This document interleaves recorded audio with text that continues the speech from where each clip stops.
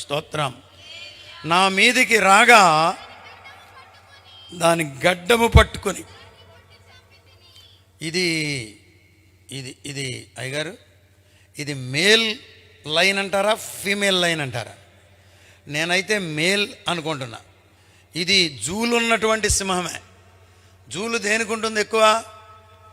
పోతు సింహానికి ఉంటుంది. చాలా బలంగా కూడా, మామూలు సింహం కంటే కూడా ఎక్కువ బలంగా ఉందేమో అనుకుంటున్నాను. దేన్ని బట్టాడంటే దాని గడ్డము పట్టి ఒక్క ఎదుటున దానిని కొట్టి ఒక్కటిచ్చాడేమో. నాకెవరో ఒక లెక్చరర్ చెప్పినప్పుడు ఏం చెప్పాడంటే, కుక్క వచ్చేటప్పుడు అంటే మీద పడద్ది, అది వచ్చేటప్పుడు అవసరమైతే ఇదిగో ఇట్లా, మణిపూరి లెక్చరర్ అని చెప్పాడు, ఇట్లా పిడికిలు బిగించి ఒక్కటి గనక గట్టిగా ఇస్తే మళ్ళీ మన జోలికి రాదంట. అది అంత ధైర్యం ఎక్కడ ఉంటుందిలే. కానీ దావీదు చేశాడు. అపవాదిని ఎదురించుడి, అప్పుడు వాడు మీ యొద్ద నుండి అంత గొప్ప యోధుడు ఎవరాయన? దావీదు. ఇక్కడికి వచ్చి పసిపిల్లోడు పనిచేసినట్టుగా పనిచేస్తున్నాడు. మీరు యూదులా ప్రత్యేకింపబడిన వారా? పరిచర్య దగ్గరికి వచ్చేసరికి మిమ్మల్ని మీరు తగ్గించుకుని పనిచేస్తే దేవుడు ఇంకా గొప్ప ప్రమోషన్స్ ఇస్తాడు, ఇంకా గొప్ప అవకాశాలు. ఈ రాత్రి నా వర్తమానం అంతా, God is a God of opportunities. దేవుడు అవకాశాలు ఇచ్చే దేవుడు. ఆమేన్, స్తోత్రం చెప్పండి. హల్లెలూయా. అవకాశాలు మనం వినియోగించుకోవాలి. అవకాశాలు వినియోగించుకున్న వాళ్ళందరేమో మేడల్లో ఉన్నారు, పిచ్చరకం అంతానేమో రోడ్డు మీద చిందులేస్తున్నారు. తప్పుకోండిరా బాబు, సభ అయిపోతుంది అంటే వాళ్ళు ఆగా అంటున్నారు. వారి నాయన ఆగరా, చదువుకు సావరా అని చెప్తేనేమో చదువుకోడు. కానీ ఇది మాత్రం ఆపర్చునిటీ, అవకాశాన్ని అందిపుచ్చుకో, పని చేయడం నేర్చుకో, విధేయతలోనికి రా, దేవుడు నిన్ను ఎట్లా పైకి తెస్తాడో చూడు. ఆమేన్ అనాలి. మన బిడ్డలకు అది జరగాలి. స్తోత్రం. ఏం జరిగిందంట? సుబుద్ధి కలిగి పనిచేశాడు గనుక సౌలు యోధుల మీద, హల్లెలూయా, వాళ్ళెవరు? సహస్రాధిపతులు. యోధులంటే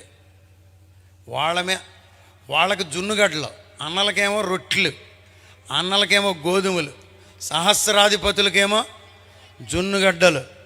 వాళ్ళ మీద నేను అనుకోవటం, ఎట్లా అనుకుంటున్నాను, అందరూ చూడండి.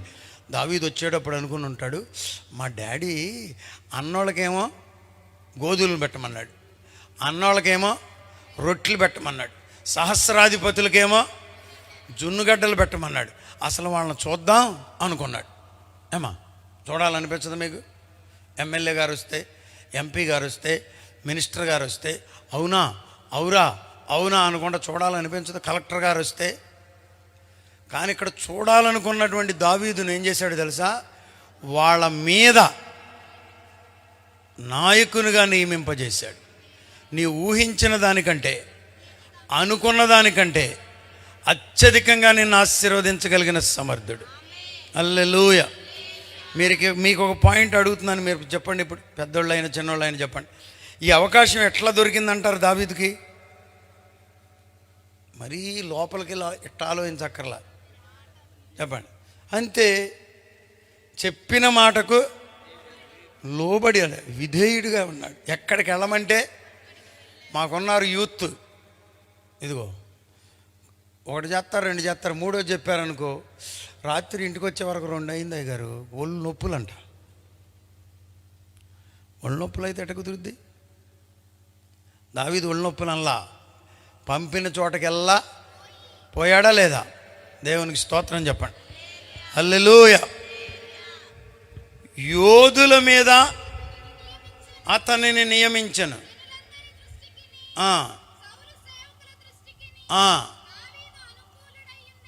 అబ్బా, దావీదంటే అందరు ఇష్టపడుతున్నారంట అయ్యారు. గొప్ప సంగతే కదా. అందరిని ఇష్టపడతారా? ఏమండి, గర్విష్ఠులను ఇష్టపడతారా? చెప్పట్లేదు మీరు. ఎక్స్ట్రాలు చేసేవాడిని ఇష్టపడతారా? ఇష్టపడరు. కానీ దావీదు నేను అనుకోవటం సౌమ్యుడు, విధేయుడు, నమ్రతగా ఉంటాడు, మాటలాడుట్లో కూడా జాగ్రత్తగా ఉంటాడు. కాబట్టి నంబర్ 1 యోనాతాను ఇష్టపడ్డాడు. నంబర్ 2 సౌలు మా ఇంట్లోనే ఉండమన్నాడు. నంబర్ 3 చెప్పండి, జనులందరూ దృష్టికి అనుకూలుడైపోయాడంట. అబ్బాబ్బాబ్బా, ఎత్తాడు అంటే మీరు ఇక్కడ నేర్చుకోవాల్సింది ఏంటంటే, ఈ రాత్రి ఇక వచ్చేస్తున్నాడు దగ్గరికి. ఎక్కడికి? సింహాసనం దగ్గరికి మెల్లమెల్లగా. మనకొచ్చిన బాధ ఏంటంటే డైరెక్ట్గా ఇసిరేయొచ్చుగా ప్రభు నన్ను సింహాసనం మీదకి. ఇసరుడో మెల్లమెల్లగా. స్తోత్రం. స్టెప్ బై ఇట్లాంటివి బాగా చెప్తారు. స్టెప్ బై స్టెప్ దేవుడు ఎలా ఆశీర్వదిస్తాడు చెప్పండి? అంచెలుగా. దేవునికి స్తోత్రం.